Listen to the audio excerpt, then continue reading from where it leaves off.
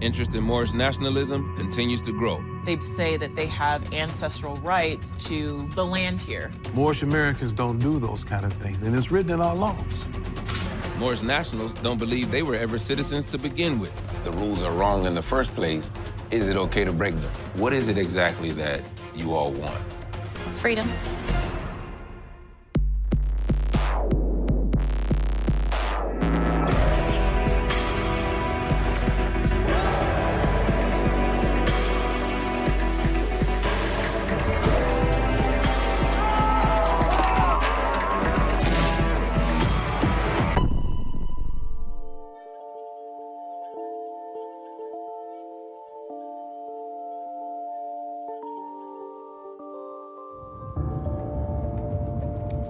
The thing I like about this neighborhood is every single house seems to have its own little bit of charm.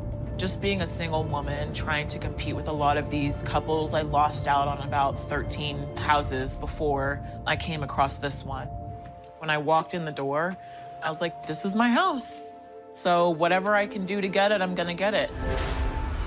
You guys, I'm not even kidding. This is the literal SWAT team that was called. Shanetta Little was finalizing construction plans on her first home when a stranger changed the locks and told her that the house she bought was actually his. They call themselves MOORS. They basically say that they have ancestral rights due to a lot of treaties and tribunal law, that they have rights to the land here. So you buy this place, you have this amazing vision for it, and all of a sudden you get a letter? Yes. I got 2 letters, actually. The first one I got from Jaleel Hugh L. There were like seals and fingerprints and signatures basically saying that my home was on someone else's ancestral lands. I ignored it the first time, and they sent me another letter saying because I didn't respond, now we own this house. The third time was basically when all shit hit the fan. So they sawed off the locks, put their own locks on. He is now occupying the home. How do they get him out of the house? Oh, they busted the door down and they basically dragged him out. And it was really scary. Like, you know, I applied for a gun license. I got pepper spray, you know, knives. Wow.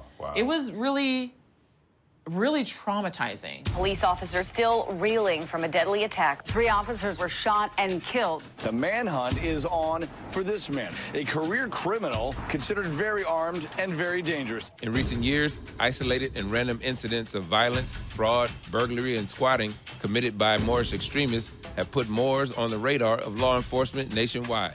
A Newark home taken over by an alleged extremist group that not only changed the locks, but actually claimed ownership over the property. The man who occupied Shanetta's home was never charged and still maintains the land belongs to him. We did our best to speak with him, but he demanded to be paid. So that interview didn't happen. So what is going on? Historically, Moors are renowned as an incredibly powerful and influential group of North Africans. They once controlled an empire that included modern-day West Sahara, Algeria, Tunisia, and Spain. But many Moors believe that the Moroccan Empire expanded all the way to the Americas, making all black people ultimately indigenous to an America that predates the United States altogether. For most of the 1 million Moors across America today, that's just their origin story. Many attend one of the official Moorish science temples and peacefully study their own Quran. But for others, it's more than just a religion. Their indigenous identity means land rights, citizenship, and living under U.S. laws are all called into question. Why is that not the first thing you want to do? Realign yourself with your ancestry. Realign yourself with the great God Allah. Realign yourself with your birthright and your culture. So I want you to write this down so that for anyone who thinks they can challenge this information, it's available. And all scholars know this stuff. Look up and be more enlightened to what's out there. There are many independent, nonviolent Moorish organizations across the U.S. who believe they were colonized and that state laws shouldn't apply to them. One of them is the Rise of the Moors. Disruptive and combative. They're all members of the Rise of the Moors, an anti-government sovereign citizen movement. This is a group that does not believe it needs to follow the law. Jaleesa and her husband are founding members of this Rhode Island-based group who believe that the state doesn't have jurisdiction over them. You all have been called sovereign. You all have been called anti-government. Do any of those terms ring true? No. I think people like a good villain, and I think that it's really a lack of understanding of what we're doing. What are the charges? Last summer, 11 members, including Jaleesa's husband Jamal, were arrested while en route to a militia training and camping trip. None of them could produce government driver's licenses or gun permits for their weapons. Help me understand you all's relationship with the United States of America. We, Moors, don't have anything to do with the United States government because we don't belong. We belong to the Moroccan Empire. We want to have our own separate nation, our own separate government, hospitals, towns, schools, daycares, our own police. You know, we're getting our rights violated left and right on the streets constantly. Black History Month, what do they show on TV or in school? It's always so-called Black people getting the hose, getting mauled by dogs. It's nothing uplifting at all. It's never, look at what you were, look at what you can be. It's always like, this is what you are and this is what you're always going to continue to be. It's a form of propaganda and brainwashing.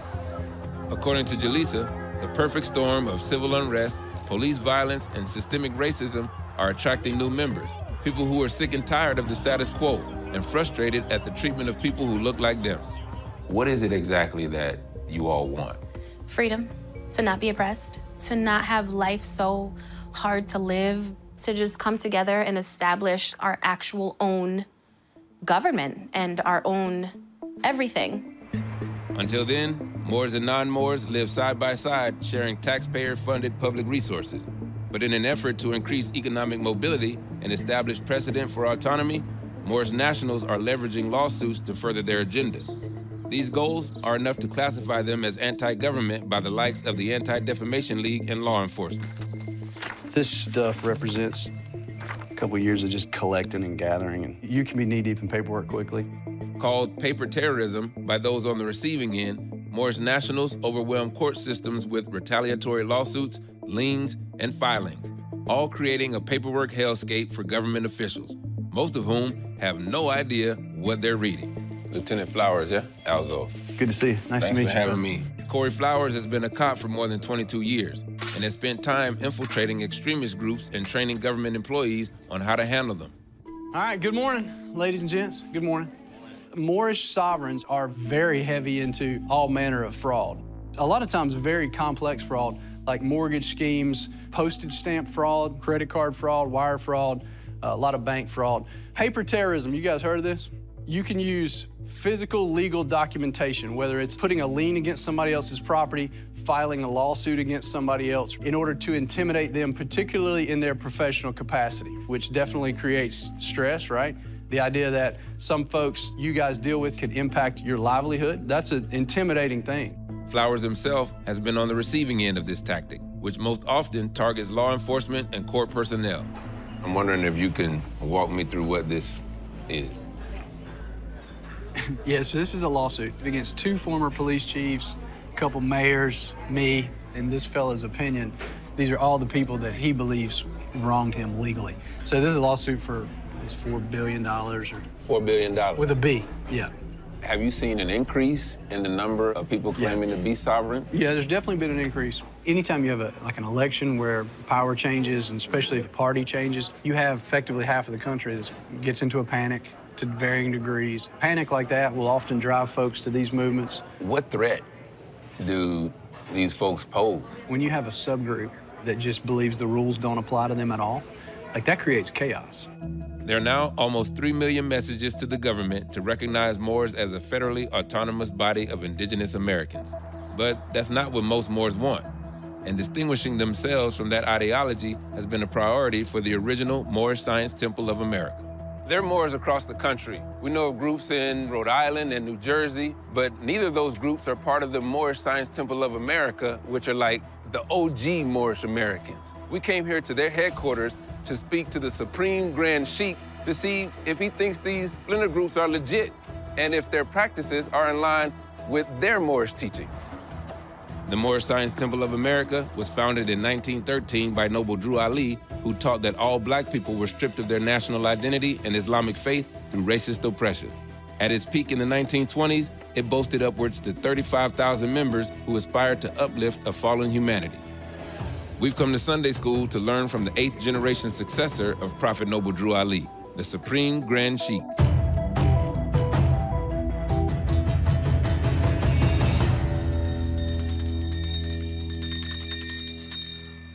Welcome to today's Sunday School. I'm gonna ask some questions first. Is a man white? Is a man black? No. Man is not a color, period.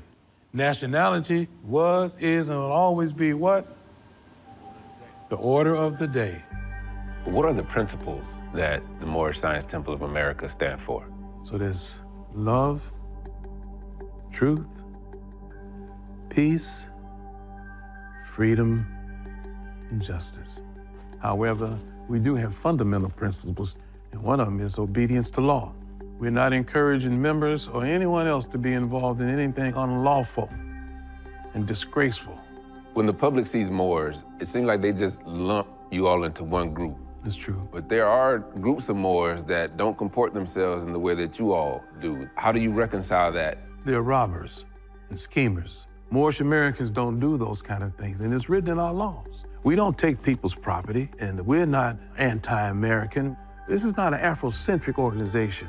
And for those who try to make it that way, they will pay the price. As the Moorish Science Temple of America, do you feel any sense of obligation to check those fringe groups? Oh yeah, we check them all the time. All the time. What does that look like? It looks like you being caught with your hand in a cookie jar. And we see you with your hand in a cookie jar. And you still lie that that's not your hand. But they don't have to be told that they're wrong as much as the law is telling them that they're wrong. Because whether you have affairs on or not, if you're breaking the law, you're breaking the law, and you're gonna get yours. All rise, please. Your Honor, the next matter before the court is Commonwealth versus Jamal Latimer, docket 21361. Bring him in. Jamal has been incarcerated since last summer's roadside incident. If convicted on all 11 indictments, mostly weapons charges, he could be locked up for decades. Jaleesa continues to attend each of Jamal's hearings. We were able to speak to him through a recorded line after his most recent pretrial hearing, where he remained steadfast in his mission. This is a collect call from an incarcerated individual at the Middlesex County Billerica House of Corrections. Hello? Hey, Jamal, how you doing? I'm all right, how are you? I'm good. What is the ultimate goal of the rise of the Moors? What's next is to continue to try to do my best to educate my people as to what's going on and possible remedies for a lot of these problems.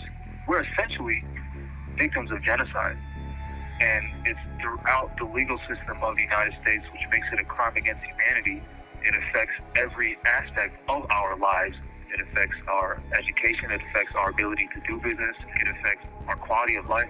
I can't think of anything more important than trying to change that.